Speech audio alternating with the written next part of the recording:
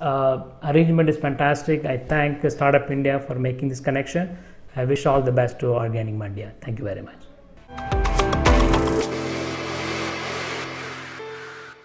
तो अगर आप देखें तो 2018 और 19 में 1.9 बिलियन डॉलर का इन्वेस्टमेंट देखा गया है स्पेस सेक्टर में। 2020 में अब रिफॉर्म की शुरुआत हो गई है और 2021 मुझे लगता है ये तीनों ही स्टार्टअप्स के लिए बहुत ही एक्साइटिंग होने जा रहा है। आप सभी ऑडियंस का भी बहुत बहुत धन्यवाद इस प्रोग्राम में शामिल होने के लिए। ये सफर लगातार जारी रहेगा। फिलहाल मुझे और मेरी पूरी टीम को दीजिए इजाजत। नमस्कार।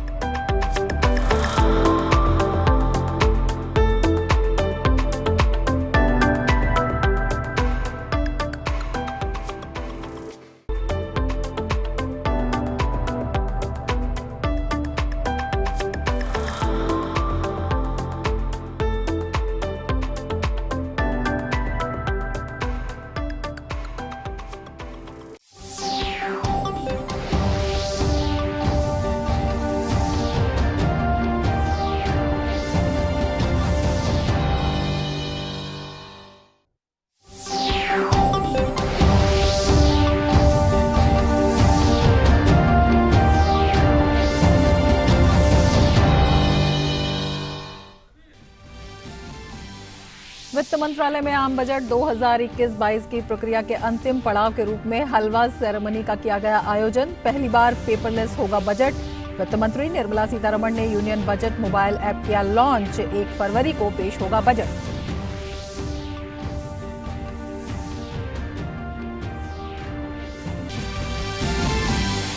केंद्रीय गृह मंत्री अमित शाह असम के कोकराझार में बोडो शांति समझौते के 1 साल पूरा होने के अवसर पर आयोजित कार्यक्रम में ले रहे हैं हिस्सा। साथ ही एक और जनसभा को करेंगे संबोधित।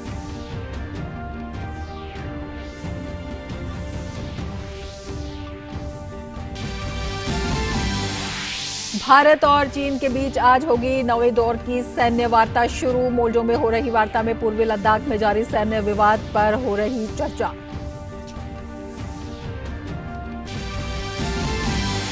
राष्ट्रीय बालिका दिवस आज। बेटी बचाओ बेटी पढ़ाओ योजना के तहत कुल 640 जिलों में से 422 जिलों में जन्म के समय लिंगानुपात में हुई बढ़ोतरी। पिछले 6 सालों में जन्म के समय लिंगानुपात में 16 अंकों का उछाल।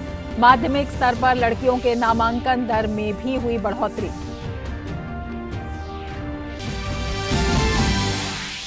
और गोवा में 16 जनवरी से चल रहा भारतीय अंतर्राष्ट्रीय फिल्मोत्सव आज होगा संपन्न। इस आयोजन के दौरान विभिन्न विषयों पर अनेक क्षेत्रीय भाषाओं की फिल्मों का किया गया प्रदर्शन।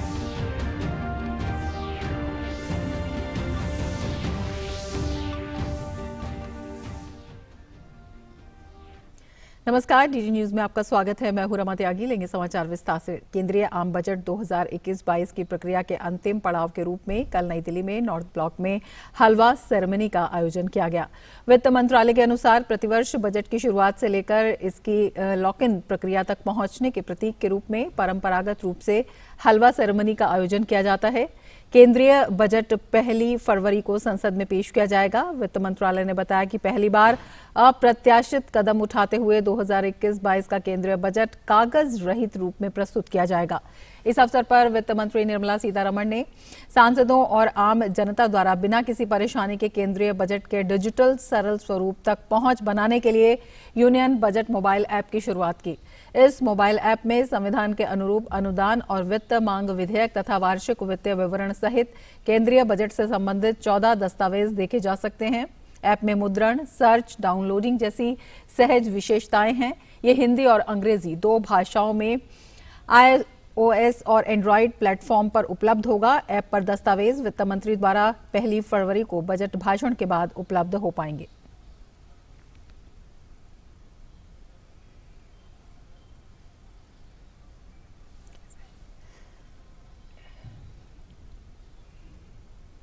गृह मंत्री अमित शाह आज असम के कोकराझार में बोडोलैंड क्षेत्र बीटीआर समझौता दिवस समारोह के उद्घाटन समारोह में भाग ले रहे हैं। इस समझौते पर पिछले वर्ष 27 जनवरी को नई दिल्ली में हस्ताक्षर किए गए थे। प्रधानमंत्री नरेंद्र मोदी ने पिछले साल कोकराझार में समझौते पर हस्ताक्षर के उपलक्ष्य में आयोजित समारोह में भाग लिया था। बाद में एक और जनसभा को संबोधित करने का भी उनका कार्यक्रम है।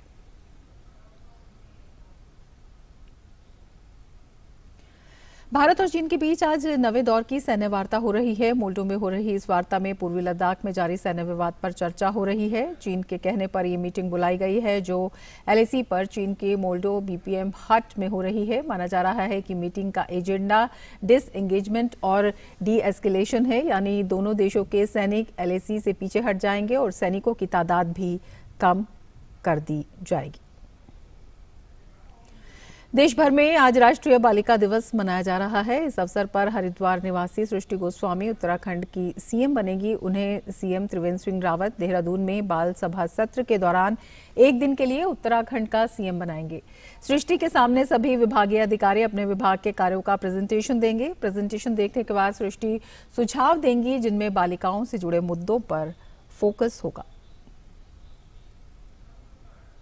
प्रधानमंत्री नरेंद्र मोदी ने राष्ट्रीय बालिका दिवस पर देश की बेटियों और उनकी उपलब्धियों को सलाम किया है। प्रधानमंत्री मोदी ने राष्ट्रीय बालिका दिवस के मौके पर अपने ट्वीट में लिखा, राष्ट्रीय बालिका दिवस के मौके पर हम अपने देश की बेटी और विभिन्न क्षेत्रों में उनकी उपलब्धियों को सलाम करते हैं। केंद्र सरकार ने शिक्षा तक पहुंच बनाने, बेहतर स्वास्थ्य सेवा और लैंगिक संवेदनशीलता में सुधार सहित बालिकाओं को सशक्त बनाने के लिए कई पहल की हैं। प्रधानमंत्री ने लिखा कि आज का दिन विशेष रूप से बालिकाओं को सशक्त बनाने की दिशा में काम करने वाले सभी लोगों की सराहना करने और ये सुनिश्चित करने का दिन है कि वो सम्मान और अवसर प्राप्त करें।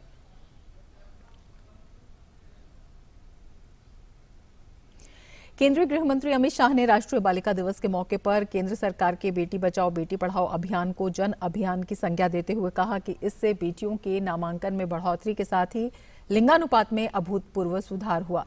गृह मंत्री ने अपने ट्वीट में लिखा, प्रधानमंत्री नरेंद्र मोदी जी के आह्वान पर बेटी बचाओ बेटी पढ़ाओ को देश ने जन अभियान बनाया, जिससे विद्यालयों में बेटियों के नामांकन में बढ़ोतरी और लिंगानुपात में अभूतपूर्व सुधार हुआ। उन्होंने लिखा, राष्ट्रीय बालिका दिवस पर हम देश की बेटी को आत्मनिर्भर बनाने की अपनी प्रतिबद्धता को दोहराते हैं।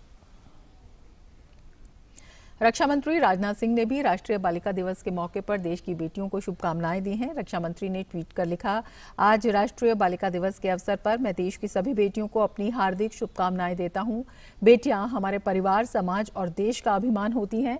वे देश की रक्षा से लेकर जीवन के हर क्षेत्र में सक्रिय भूमिका निभा रही हैं।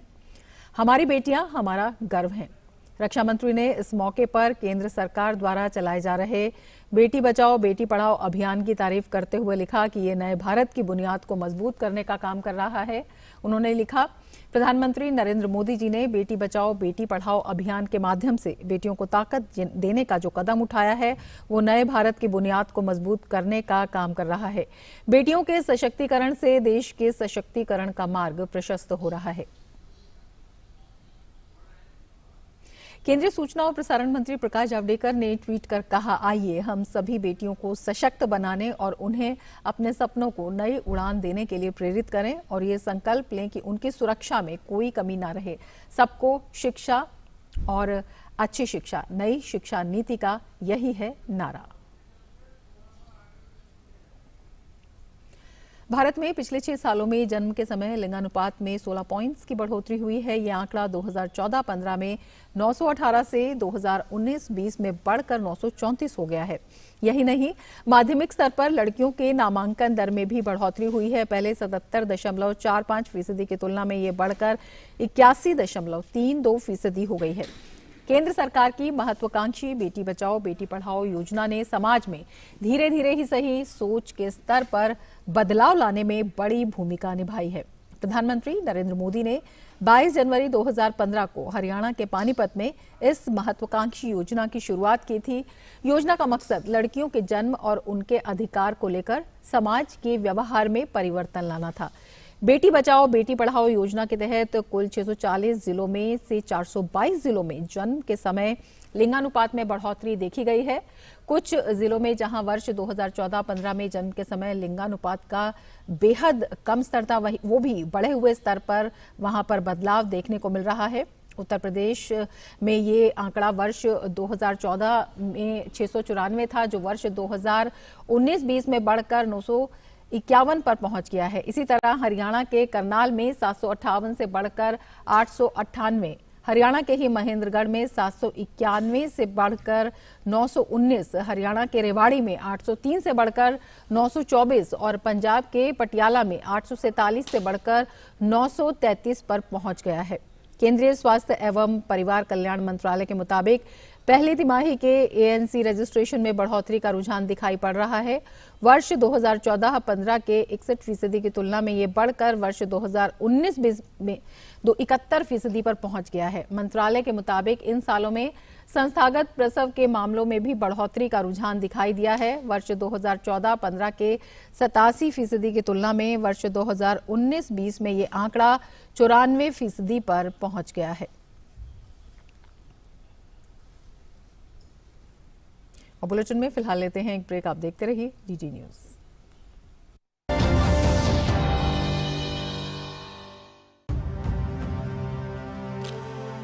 भारत की पोलियो से जीत की कहानी बड़े बड़े शब्दों में लिखी जाएगी, पर इस जीती हुई लड़ाई को कायम रखने के लिए हमें अपने प्रयासों को जारी रखना होगा जब तक दुनिया से पोलियो का खतरा पूर्ण रूप से टल न जाए।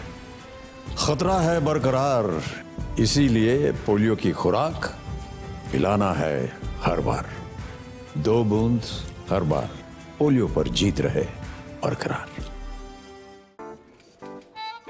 9 to 5 जॉब, अरे 5 to 9 जॉब, भाग दौड़ all the time job, the roaming वाला जॉब, द डेडलाइन वाला जॉब, और are you living in the market वाला जॉब। जिंदगी में मौके ही मौके हैं। अपनी मर्जी से जॉब चुनिए और अपनी इच्छा अनुसार कमाइए। बन जाइए LIC एजेंट। ये है जॉब से बढ़कर, ये है करियर इंश्योरेंस।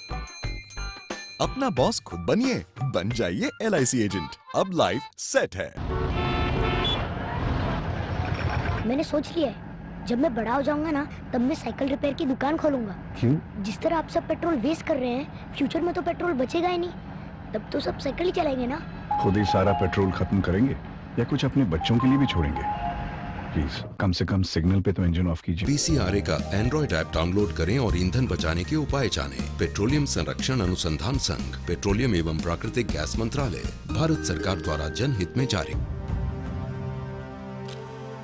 भारत की पोलियो से जीत की कहानी बड़े बड़े शब्दों में लिखी जाएगी, पर इस जीती हुई लड़ाई को कायम रखने के लिए हमें अपने प्रयासों को जारी रखना होगा जब तक दुनिया से पोलियो का खतरा पूर्ण रूप से टल न जाए। खतरा है बरकरार, इसीलिए पोलियो की खुराक पिलाना है हर बार। 2 बूंद हर बार, पोलियो पर जीत रहे बरकरार।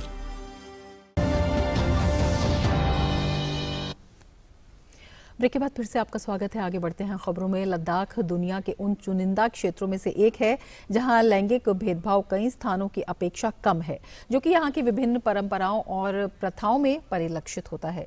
सुदूर पर्वतीय क्षेत्रों में रहने वाले इन लोगों ने चिकित्सा, इंजीनियरिंग, विमानन और खेलों में अपनी अलग पहचान बनाई है। ऐसी ही एक महिला खिलाड़ी हैं यास्मीन बतूल, जिन्होंने तीरंदाजी में अपने क्षेत्र का नाम रोशन किया है। वे गुवाहाटी में आयोजित 2020 खेलो इंडिया गेम्स में केंद्र शासित प्रदेश लद्दाख का प्रतिनिधित्व करने वाली पहली महिला हैं। यास्मीन बतूल ने बताया कि खेलो इंडिया में लद्दाख का प्रतिनिधित्व करना उनके लिए बहुत अच्छा अनुभव था। उन्होंने बताया कि उनके परिवार के साथ साथ स्थानीय लोगों ने तीरंदाजी में उनकी रुचि और प्रतिभा का बहुत समर्थन किया। वे चाहती हैं कि लद्दाख में खेलों के आधारभूत संरचना में बढ़ोतरी हो। हमें बहुत अच्छा एक्सपीरियंस मिला। खेलो इंडिया 2020 गुवाहाटी आसाम गए थे हम पिछले साल, तो बहुत ही अच्छा एक्सपीरियंस था। हमें वहाँ पर एक अलग ही नज़ारा देखने को मिला। वहाँ पर हमसे अच्छे हमारे कॉम्पिटिटर्स बहुत हमसे अच्छे थे और इनके इक्विपमेंट भी काफ़ी अच्छे थे, तो हमें काफ़ी टफ़ कंपटीशन का हमें टफ़ कंपटीशन फेस करना पड़ा बहुत ही। तो मैं अपनी एडमिनिस्ट्रेशन से अपील करना चाहती हूँ कि हमारे अभी यूटी लद्दाख में नए आर्चरी के लिए और दूसरे गेम्स के लिए भी अच्छे इंफ्रास्ट्रक्चर बने ताकि हम भी प्रैक्टिस करके आगे बढ़ सके। गोवा में 16 जनवरी से चल रहा भारतीय अंतर्राष्ट्रीय फिल्मोत्सव आज संपन्न हो जाएगा। क्लोजिंग सेरेमनी की तैयारी जोरों से चल रही है। इस आयोजन के दौरान विभिन्न विषयों पर और अनेक क्षेत्रीय भाषाओं की फिल्मों का प्रदर्शन किया गया। इफी में कल सुभाष चंद्र बोस पर आधारित film Subhash Chandra Bose forgotten hero का प्रदर्शन किया गया। फिल्म श्याम बेनेगल द्वारा निर्देशित की गई है। फिल्म को कई राष्ट्रीय पुरस्कार मिल चुके हैं। इस साल इफी में बांग्लादेश फोकस कंट्री के रूप में शामिल है।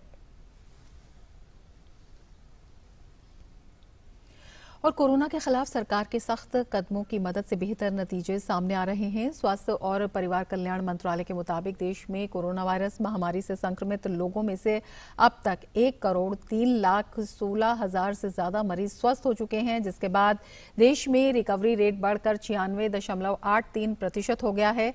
देश में कोविड से मृत्यु दर 1.44% रह गई है। पिछले 24 घंटों में 15,948 कोरोना मरीज ठीक हुए हैं। वहीं भारतीय चिकित्सा अनुसंधान परिषद ने बताया कि देश में 23 जनवरी तक कुल 19,17,66,871 नमूनों का परीक्षण किया गया, जिनमें से 23 जनवरी को 7,81,752 नमूनों की जांच हुई। 26 जनवरी को गणतंत्र दिवस के मौके पर सुरक्षा व्यवस्था के तहत दिल्ली मेट्रो की सर्विस में कुछ बदलाव किए गए हैं। दिल्ली मेट्रो के सभी पार्किंग स्थल 25 जनवरी को सुबह 6 बजे से 26 जनवरी दोपहर 2 बजे तक बंद रहेंगे। गणतंत्र दिवस पर हुडा सिटी सेंटर, समयपुर बादली मेट्रो लाइन पर आंशिक रूप से ट्रेनें चलाई जाएंगी। इसके अलावा कुछ मेट्रो स्टेशन के गेट्स भी बंद रहेंगे। केंद्रीय सचिवालय और उद्योग भवन मेट्रो स्टेशनों पर एंट्री और एग्जिट गेट दोपहर 12 बजे तक बंद रहेगा। केंद्रीय सचिवालय मेट्रो स्टेशन का इस्तेमाल सिर्फ यात्रियों के इंटरचेंज के लिए किया जा सकेगा। इसके अलावा 26 जनवरी को पटेल चौक और लोक कल्याण मार्ग मेट्रो स्टेशन पर सुबह 8:45 से दोपहर 12 बजे तक एंट्री और एग्जिट गेट बंद रहेंगे। दिल्ली मेट्रो रेल निगम ने आधिकारिक बयान में बताया कि सुरक्षा व्यवस्था के तहत ये अहम बदलाव करने का फैसला किया गया है। आगे बढ़ेंगे। उत्तर प्रदेश आज 70 साल का हो गया। आज उत्तर प्रदेश स्थापना दिवस मनाया जा रहा है। रक्षा मंत्री राजनाथ सिंह, मुख्यमंत्री योगी आदित्यनाथ सहित अन्य कई नेताओं ने इस अवसर पर बधाई दी है। उत्तर प्रदेश ट्विटर पर भी ट्रेंड कर रहा है। प्रदेश की स्थापना दिवस मनाए जाने का यह तीसरा मौका है। दरअसल 70 साल पहले 24 जनवरी 1950 के दिन ही उत्तर प्रदेश को ये नाम मिला था। उससे पहले अंग्रेजों के शासन के समय इसे यूनाइटेड प्रोविंस के नाम से जाना जाता था। अवध और आगरा को मिलाकर संयुक्त प्रांत ये बनाया गया था। 3 साल पहले 2018 में राज्यपाल राम नाईक की पहल पर पहली बार उत्तर प्रदेश स्थापना दिवस मनाया गया था। राष्ट्रपति रामनाथ कोविंद, केंद्रीय गृह मंत्री अमित शाह, रक्षा मंत्री राजनाथ सिंह सहित अन्य नेताओं ने ट्वीट कर बधाई दी। वहीं सोमवार को हिमाचल प्रदेश का स्थापना दिवस मनाया जाएगा। हिमाचल प्रदेश 25 जनवरी 1971 को पूर्ण राज्य बना था। आज हिमाचल प्रदेश में न केवल पहाड़ी क्षेत्रों का विकास हुआ है, बल्कि शिक्षा, स्वास्थ्य और सामाजिक सेवाओं में भी इस प्रदेश ने उल्लेखनीय विकास हासिल किया है। हिमाचल के मुख्यमंत्री जयराम ठाकुर ने शिमला में संवाददाताओं से कहा कि केंद्रीय गृह मंत्री अमित शाह इस कार्यक्रम में मुख्य अतिथि होंगे। राज्यपाल बंडारू दत्तात्रेय समारोह की अध्यक्षता करेंगे, जिसमें भाजपा अध्यक्ष जेपी नड्डा और केंद्रीय मंत्री अनुराग ठाकुर भी शामिल होंगे। और बुलेटिन में फिलहाल लेते हैं एक ब्रेक। आप देखते रहिए डीडी न्यूज।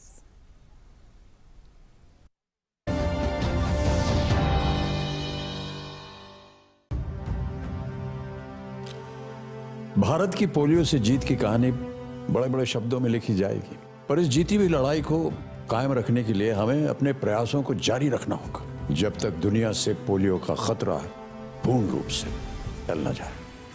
खतरा है बरकरार, इसीलिए पोलियो की खुराक पिलाना है हर बार।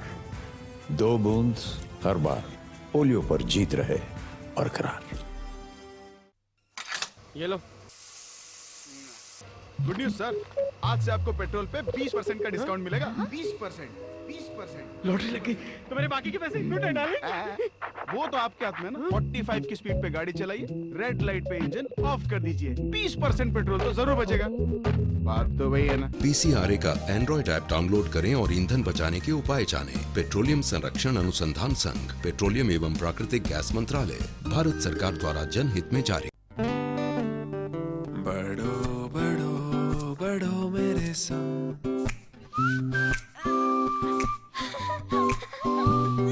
बढ़ो बढ़ो बढ़ो मेरे संग, बढ़ो बढ़ो बढ़ो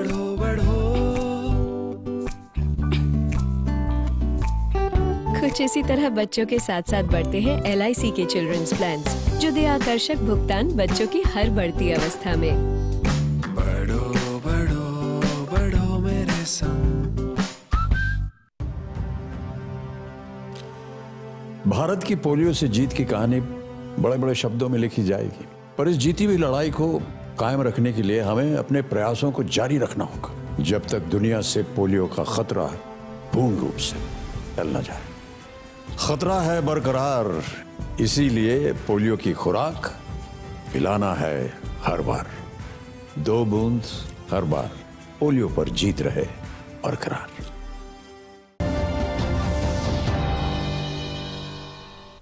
ब्रेक के बाद फिर से आपका स्वागत है। गणतंत्र दिवस परेड समारोह में इस साल 32 झांकियां प्रदर्शित की जाएंगी। राजपथ पर राज्यों और केंद्र शासित प्रदेशों की 17 झांकियां, मंत्रालय और विभागों की 9 झांकियां, जबकि सेना की 6 झांकियां देखने को मिलेगी। पेश है हमारे संवाददाता गिरीश निशाना की यह खास रिपोर्ट। इस बार गणतंत्र दिवस परेड में राजपथ पर कुल 32 झांकियां देखी जा सकेंगी।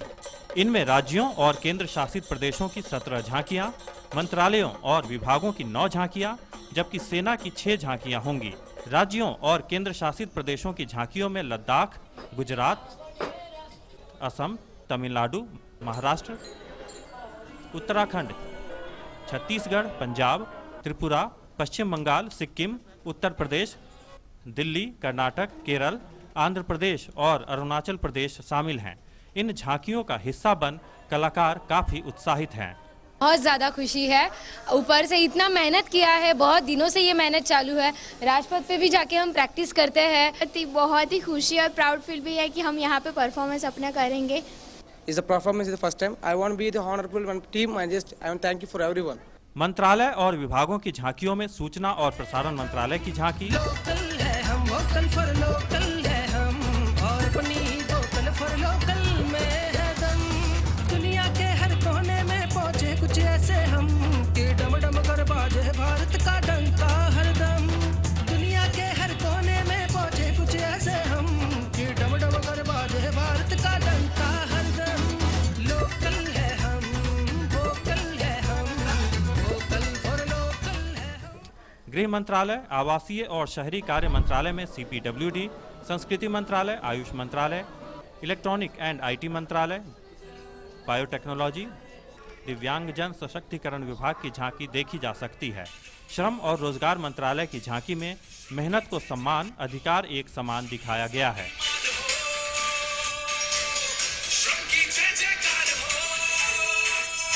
श्रम एवं रोजगार मंत्रालय अपनी एक झांकी प्रस्तुत कर रहा है। उसका थीम है मेहनत को सम्मान, अधिकार एक समान। साथ ही में हमने यह भी कल्पना की है स्वस्थ क्रमिक स्वस्थ भारत। स्वस्थ क्रमिक रहेगा तो भारत स्वस्थ रहेगा। और हमने मजदूरों को बहुत सारे जो अपने इंसेंटिव हैं, जो सोशल सिक्योरिटी में, उसमें लाए हैं। आयुष मंत्रालय ने भी किस तरह कोविड काल में अपनी भूमिका निभाई है, उसे बखूबी दर्शाया गया है। हमें तो बहुत ज़्यादा प्रसन्नता हो रही है कि हम देश के इतने बड़े गणतंत्र दिवस पे यहाँ पे योगदान दे रहे हैं। हमने जो इसमें कंसेप्ट लिया है वो इम्यून सिस्टम कैसे इंक्रीज कर सकते हैं, आम आदमी अपना इम्यून कैसे बढ़ा सकता है during this pandemic, Covid pandemic. इसके अलावा सेना की भी 6 झांकियां राजपथ परेड में देश की सैन्य शक्ति को दर्शाएंगी। और सीधे हम आपको असम के कोकराझार में ले चल रहे हैं। शांति समझौते को मोदी जी के आशीर्वाद से पूरे क्षेत्र को अब शांति और विकास मिलने वाला है। मोदी जी दिल्ली में है, उन तक आवाज जानी चाहिए। मेरे साथ दोनों हाथ उठाइए, उठाइए दोनों हाथ, अंत तक सभी लोग दोनों हाथ उठाए और विकास और शांति की मुट्ठी बींचिए और प्रचंड आवाज से बोलिए भारत माता की, भारत माता की, भारत माता की। मंच पर उपस्थित असम के लोकप्रिय मुख्यमंत्री श्रीमान सर्बानंद सोनोवाल जी, असम के वित्त और स्वास्थ्य मंत्री मेरे मित्र श्रीमान हेमंत विश्व शर्मा जी, ये हमारे शांति समझौते के एक प्रमुख शिल्पकार और अब आपके चुने हुए सीएम है ऐसे प्रमोद बोरो जी,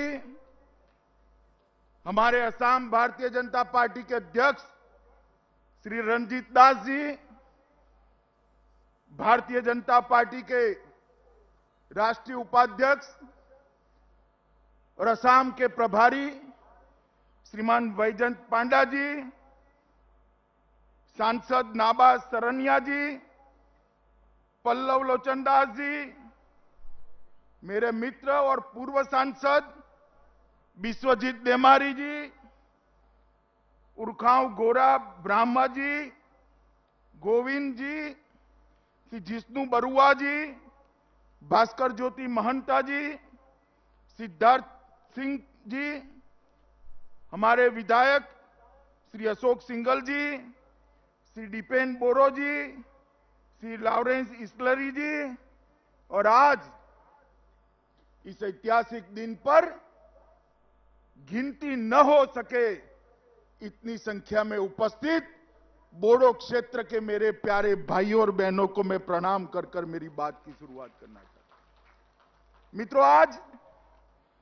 इस ऐतिहासिक रैली में मैं पूरे देश को आपके माध्यम से कहना चाहता हूं, मेरे राजनीतिक जीवन में मैंने बहुत रैलियां देखी हैं, इससे बड़ी भी रैलियां देखी है, संबोधित की है, मगर आज इस रैली को संबोधित करते हुए मेरे मन को अपार शांति का अनुभव हो रहा है,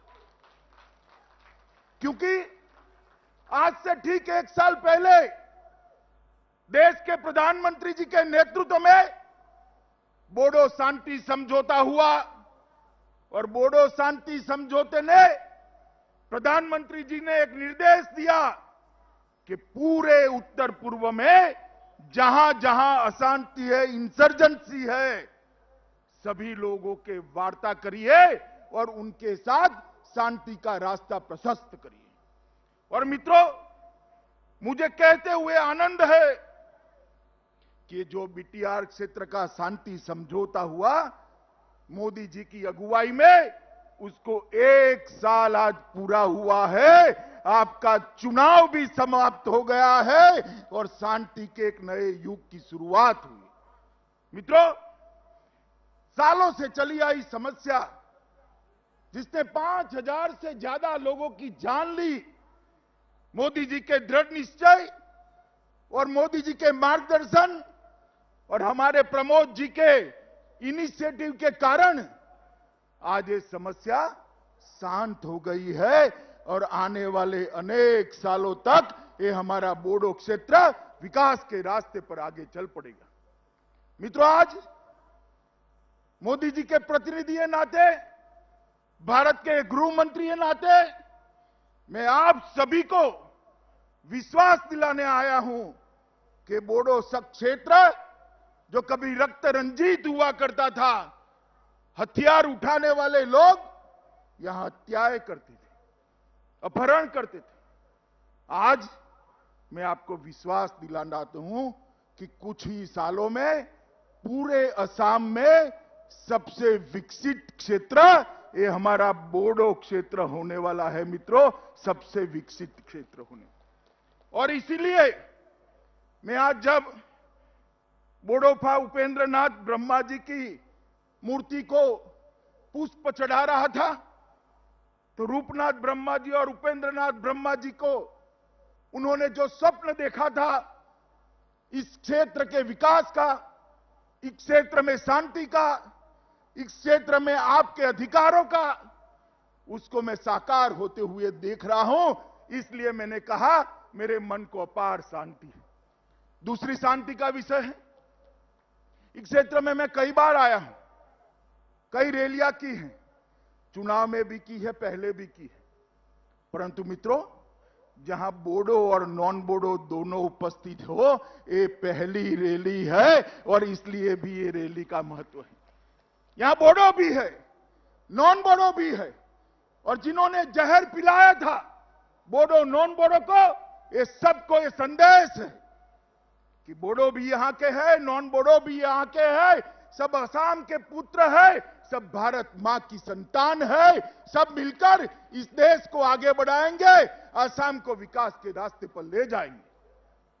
पूरे असम के अंदर इस प्रकार का जहर फैलाकर जिन्होंने शांति का भंग किया था, उनको आज ये रैली इसका एक जवाब है।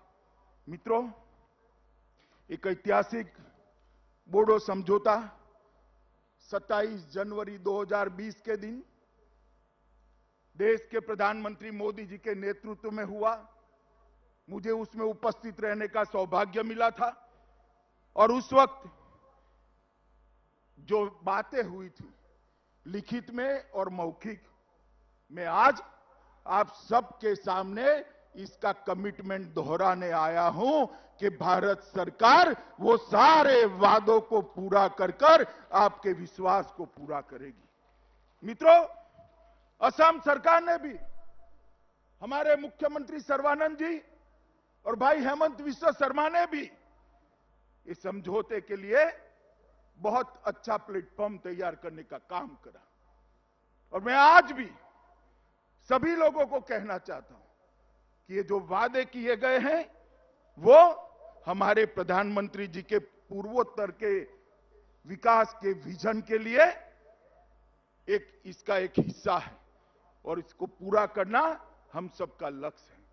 मित्रों, प्रधानमंत्री जी ने न केवल असम, पूरे पूर्वोत्तर क्षेत्र के अंदर जो इंसर्जेंसी हुई उसको एक के बाद एक समाप्त करने की शुरुआत की है और इसका शुभारंभ ये बोडो शांति समझौते से हुआ है। इसके बाद ब्रू और रियांग के सेटलमेंट का प्रयास किया गया। 8 अलग अलग हथियारी ग्रुपों ने हमारे मुख्यमंत्री के सामने 700 लोगों ने हथियार डालकर शांति का रास्ता प्रशस्त किया और ये सारी प्रक्रिया विकास के रास्ते में हमें ले जाने वाली है, क्योंकि मोदी जी ने जो न्यू इंडिया की कल्पना की है, आत्मनिर्भर भारत की कल्पना की है, वो कल्पना न्यू बोडोलैंड और आत्मनिर्भर बोडो क्षेत्र के अलावे समाप्त नहीं हो सकती। इसलिए हमें इसके सामने जाना है। मित्रों, आज हिंसा का युग समाप्त हो रहा है और शांति का युग शुरू हो रहा है।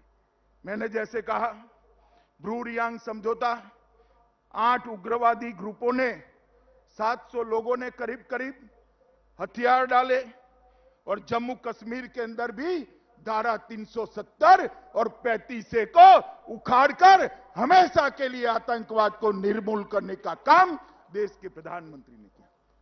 कहते थे वहां ये हो जाएगा, वो हो जाएगा, रक्त रंजित हो जाएगा जम्मू कश्मीर।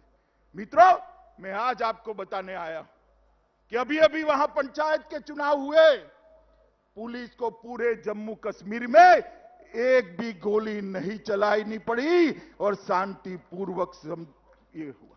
यहां पर भी चुनाव हुआ, 80% से ज्यादा वोटिंग हुआ। जिसने जिसको वोट देना था उसको वोट दिया, मगर कहीं पर भी हिंसा नहीं हुई, एक भी बूथ पर पुलिस को गोली नहीं चलानी पड़ी। मैं मानता हूं ये हम सबका संयुक्त विजय है, शांति का विजय है मित्रों, और ये भारत की जो परंपरा है उसको आगे बढ़ाने का काम है। मित्रों, चुनाव को जिस प्रकार से हमने संपन्न कराया है, मैं आज आपको विश्वास दिलाने चाहता हूं, ये यूपीपीएल और बीजेपी का जो गठबंधन हुआ है, प्रमोद जी एनडीए में आए हैं, ये पूरे क्षेत्र के लिए शुभ साबित होने वाला है, आपका विकास का रास्ता आगे बढ़ाने वाला है। मित्रों, एनडीए में यूपीपीएल का आना और यहां यूपीपीएल बीजेपी की साझा सरकार बनना वो बताती है कि आने वाले दिनों में पूर्ण बहुमत के साथ भारतीय जनता पार्टी की सरकार आसाम के अंदर बनने वाली है। ये इसका ट्रेलर है, ट्रेलर। और जो कांग्रेस पार्टी अपने कालखंड के अंदर शांति नहीं ला सकी, विकास नहीं ला सकी, वो आज हमें सलाह दे रहे हैं मैं पूछना चाहता हूं कांग्रेस पार्टी को, इतने सालों तक असम रक्त रंजित रहा, ये मेरा बोडो क्षेत्र रक्त रंजित रहा, क्या किया आपने? जो भी किया नरेंद्र मोदी की भारतीय जनता पार्टी की सरकार ने किया। बहुत हो गए लड़ाई झगड़ा, अब विकास के रास्ते पर हमें आगे बढ़ना है। और मित्रों, मैं आज आप सबको अपील करने आया हूं कि जैसे सेमीफाइनल जीता है, फाइनल मैच भी उसी तरह से जीतना है। जरा मुझे बताओ, जीतना है ना? सब लोग सहमत है ना? मित्रों, ये रास्ता जो शांति का प्रशस्त हुआ है, वो पूरे क्षेत्र को विकास के रास्ते पर ले जाने वाला रास्ता है। और मित्रों, कांग्रेस पार्टी ने भी कई समझौते किए, मगर समझौते कभी समाप्त नहीं होते थे, उनकी अनुपालना नहीं होती थी। वादे तो बहुत करते थे, वादे पूरे नहीं होते थे। मगर मैं आपको बताता हूं, ये नरेंद्र मोदी सरकार है जो वादे प्रधानमंत्री करते हैं उसी को अपने ही कालखंड के अंदर समाप्त करते हैं। ये बोडो शांति समझौता कर कर प्रमोद जी मेरी ऑफिस में आए थे और उन्होंने मुझे कहा कि सारी चीजों का अनुपालना होना चाहिए। और मित्रों, मैंने उनको वादा किया था कि हम चुनाव के पहले पहले ये सारी चीजों को समाप्त कर कर आपके लिए और बोडो क्षेत्र के लिए शांति का काम करेंगे। मित्रों, आज मुझे कहते हुए हर्ष हो रहा है, जब 1 साल समाप्त हो रहा है, बीटीएडी के आसपास के लिए जो बोडो संगठन की मांग थी कि जनजातीय बाहुल्य आबादी वाले गांवों को बोडो क्षेत्र के अंदर शामिल किया जाए और 60 सीटों तक ले जाने के लिए, यहां से लो ऐसा करना, 60 सीटें बनाने के लिए भी विचार की जाए। और इसके लिए एक आयोग का गठन, काम करने का काम हमने समाप्त कर दिया है। ये आयोग अब आसपास के गांवों का सर्वे कर कर निर्णय करेगी।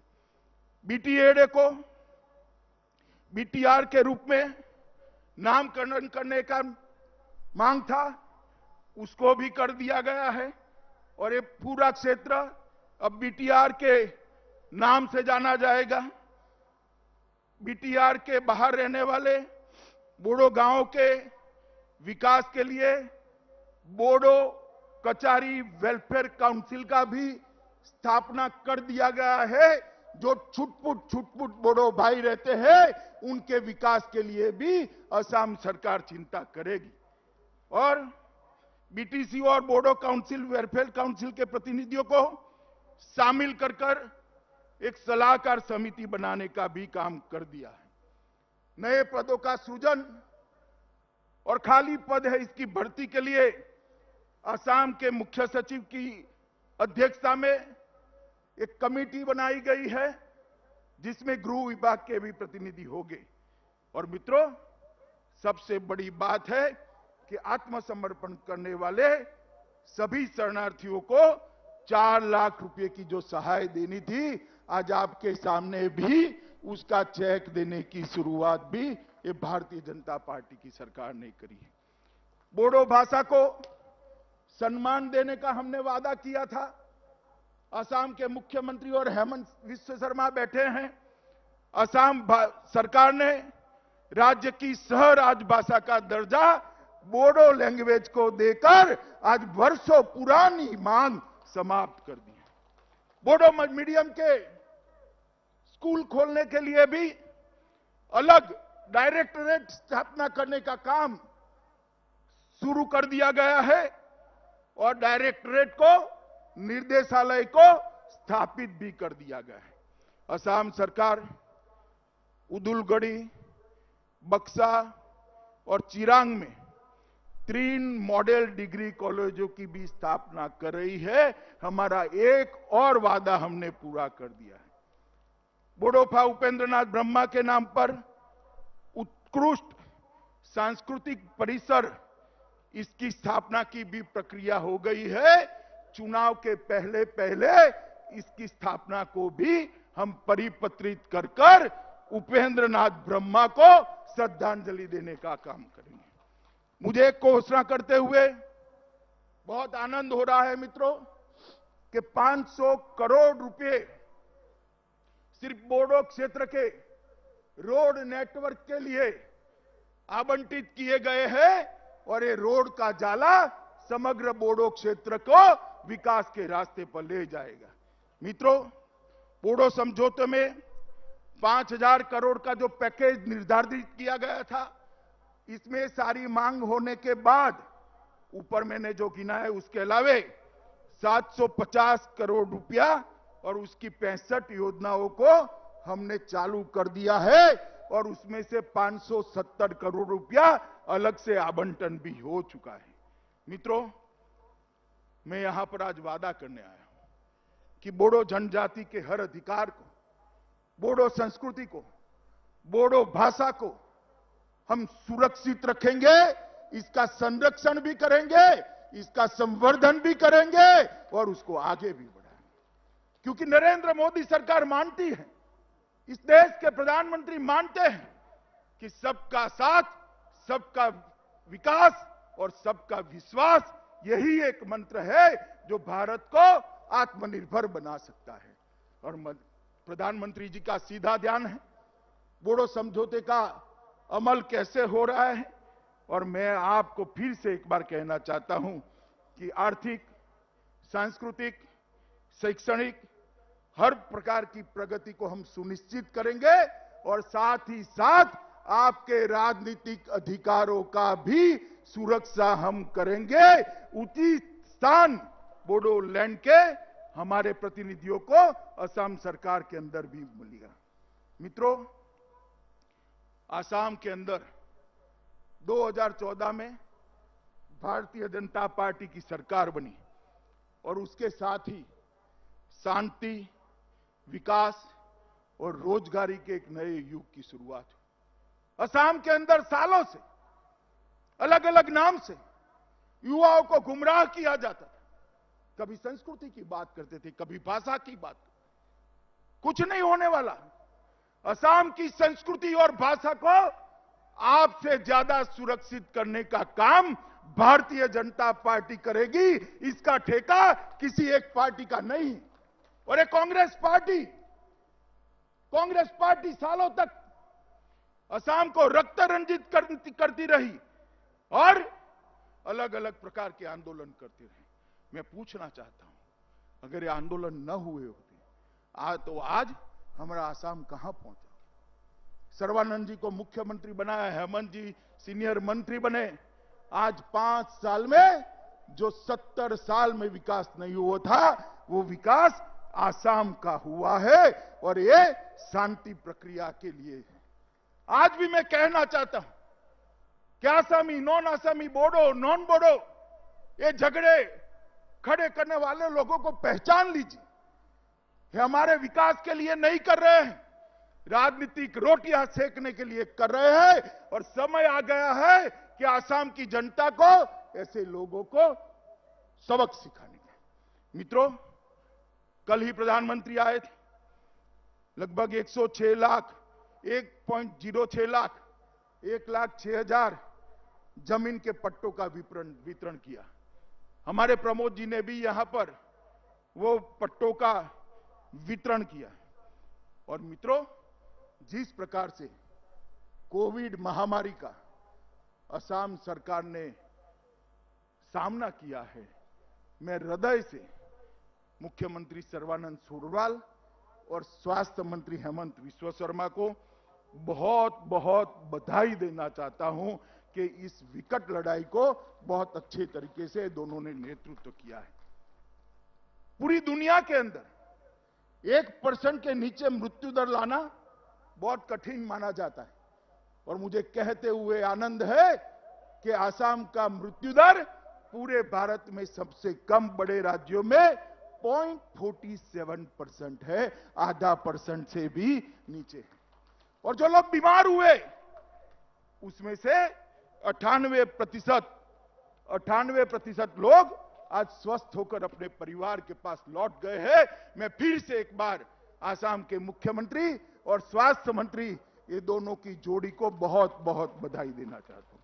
मित्रों, टीकाकरण का जहां तक सवाल है, ढेर सारे केंद्र बनाकर टीकाकरण को भी अच्छे तरीके से शुरू हो गया है और आसाम को, पूरे आसाम के अंदर मोदी जी ने प्रधानमंत्री गरीब कल्याण योजना के तहत अनाज भेजने का काम किया, धान भेजा, गेहूं भेजे, दलहन भेजे, किसानों को 3 बार सहायता भेजी, फ्री गैस के सिलेंडर भेजे, माताओं के बैंक अकाउंट में 3 बार 500 रुपया भेजा गया और 4 लाख कामगार जो बाहर से आए थे उसको असम सरकार ने 4000 रुपया प्रति व्यक्ति देकर उनके संकट के समय में सहायता की है।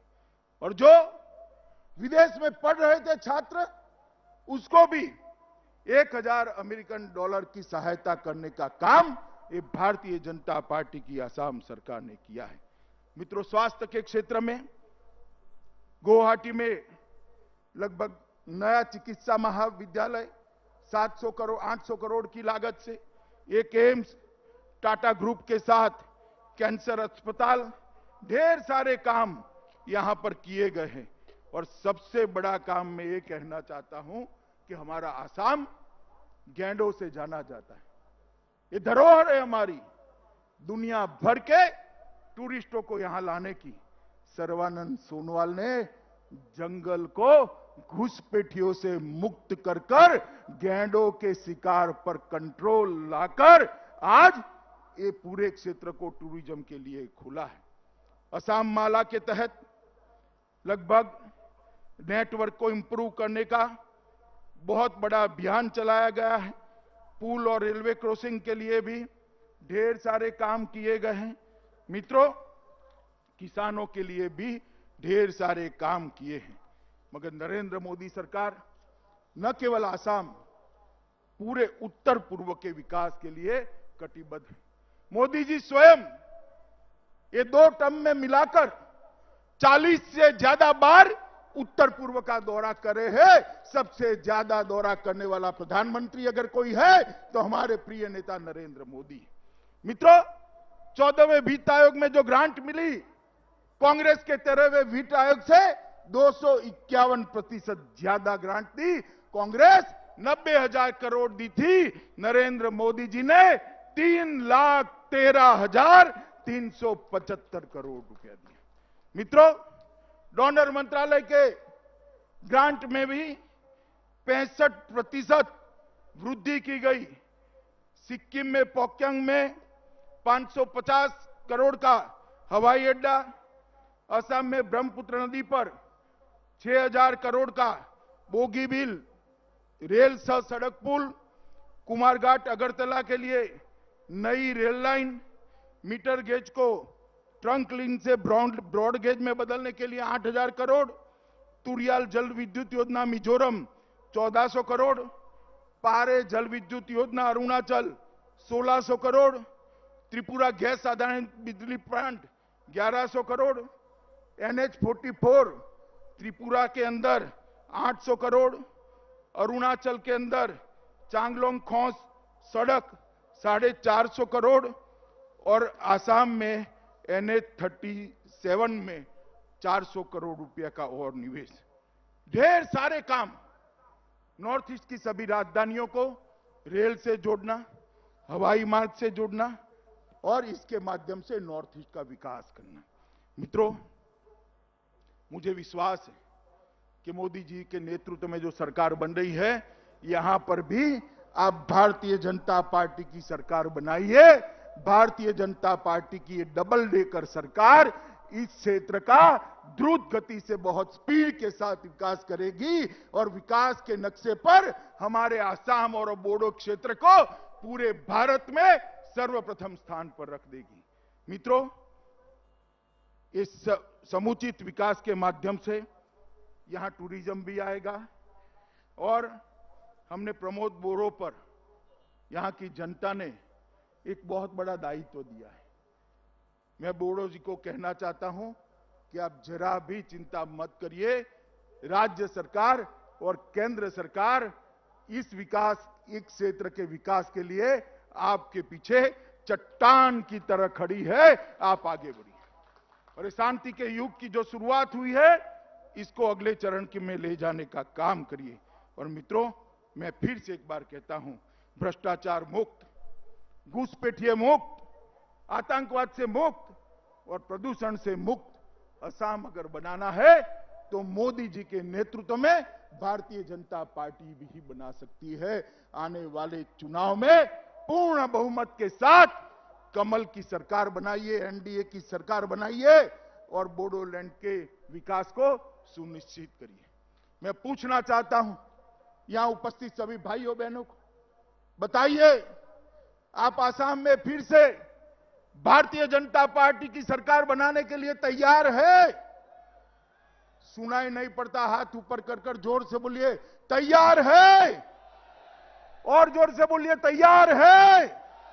तो मेरे साथ दोनों हाथ उठाइए और विजय के संकल्प का मुट्ठी बींचिए और प्रचंड आवाज से बोलिए भारत माता की, भारत माता की, भारत माता की, वंदे।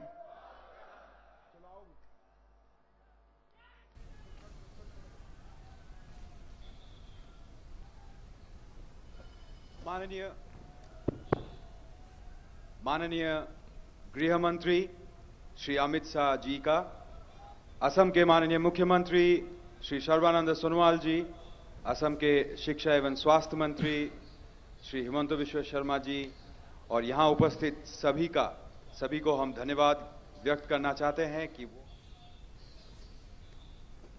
That was Home Minister Amit Shah speaking at the Kokrajhar region in Assam. He was talking about the dawn of peace in the BTR region, that is Bodo Territorial Region. The occasion was the first Bodo Territorial Accord Day celebrations in Kokrajhar, and this was also the first Accord Day celebrations, and he spoke about the manner in which Prime Minister's vision has brought peace to the region. Home Minister Amit Shah spoke about the comparison with the previous Congress government in the manner in which the previous government could not control the violence, but with the vision of Prime Minister Narendra Modi and efforts of the local state government, Home Minister Amit Shah said that peace could be brought back to the region. He was also talking about the manner in which people have supported the Bharatiya Janata Party and the NDA in their vision to bring peace and development to the region. He said soon the Bodo Territorial Region would be one of the most developed region of Assam, and in fact would be an example, a model of development for the rest of the country. He also spoke about the upcoming elections coming up in the state of Assam and the manner in which he hopes people would be supporting the NDA government when the elections happen. The occasion, as I mentioned, was the Accord Day, the first Accord Day celebrations of Bodo Territorial Region addressed by Home Minister Amit Shah in Kokrajhar, Assam. With those updates, we conclude this bulletin. Namaskar.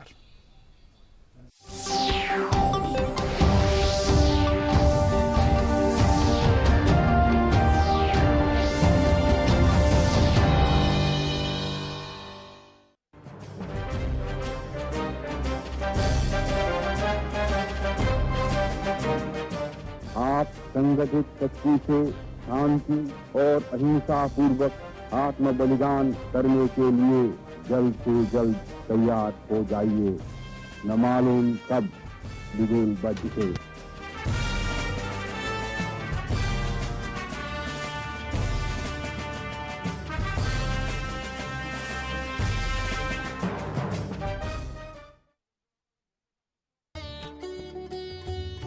महात्मा के मंत्र। खुद वो बदलाव बनिए जो आप दुनिया में देखना चाहते हैं।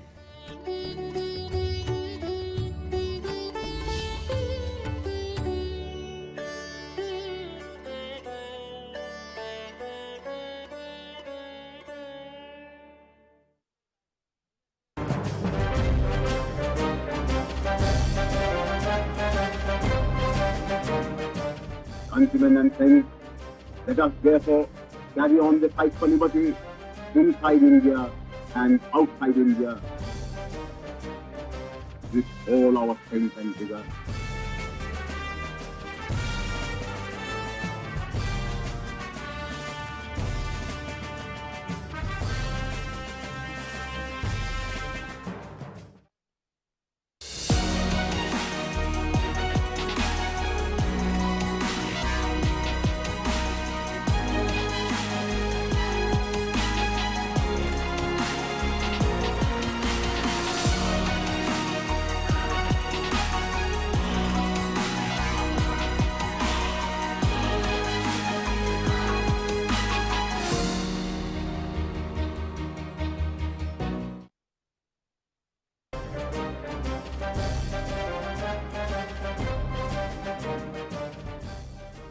We must march forward and forward till victory is achieved and freedom won. Inqilab Zindabad, Azad Hind Zindabad.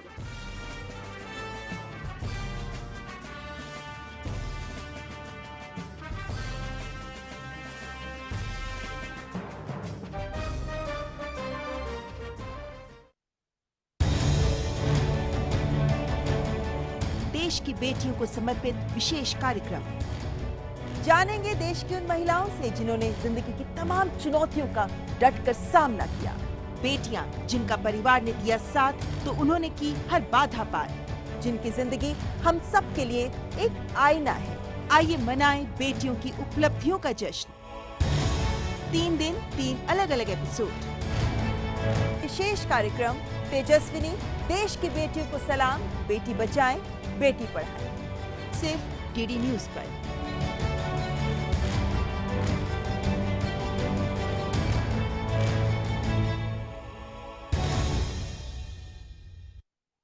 आज हम बात कर रहे हैं कि किस तरह से हमारी देश की बेटियों ने हर क्षेत्र में कामयाबी का परचम लहराया है। जब जब हमारे देश की बेटियों को मौका मिला है, उन्होंने खुद को साबित करके दिखाया है। लक्ष्मी पांडे, मुंबई की सड़कों पर एक महिला ऑटो रिक्शा चालक। वास्तव में लोग महिला ऑटो रिक्शा चालक चाहते हैं क्योंकि महिला यात्रियों के लिए महिला रिक्शा चालक के साथ सवारी करना बहुत आसान है और सुरक्षित भी। ये है आशा कार्यकर्ता मंजू, जो बेटा और बेटी के इस फर्क को मिटाने और बेटियों को भी बेटों के बराबर शिक्षा दिलाने के लिए प्रयासरत हैं। मुरहाग पंचायत के खुनागी गांव की महिलाओं ने अपने हौसले से आत्मनिर्भरता की एक नई इबारत लिख दी है। ये महिलाएं आज अच्छी आय अर्जित कर रही हैं और कई अन्य लोगों को रोजगार देने में भी सक्षम हैं।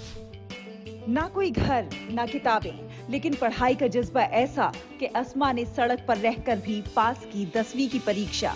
भविष्य में पढ़ लिख कर पत्रकार बनना चाहती हैं अस्मा Sheikh.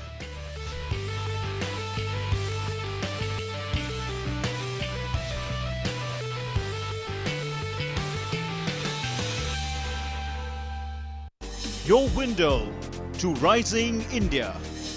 India's voice on global platforms. Latest news from India and around the world. In-depth analysis of global headlines. Watch DD India in your country. Available for downlink in all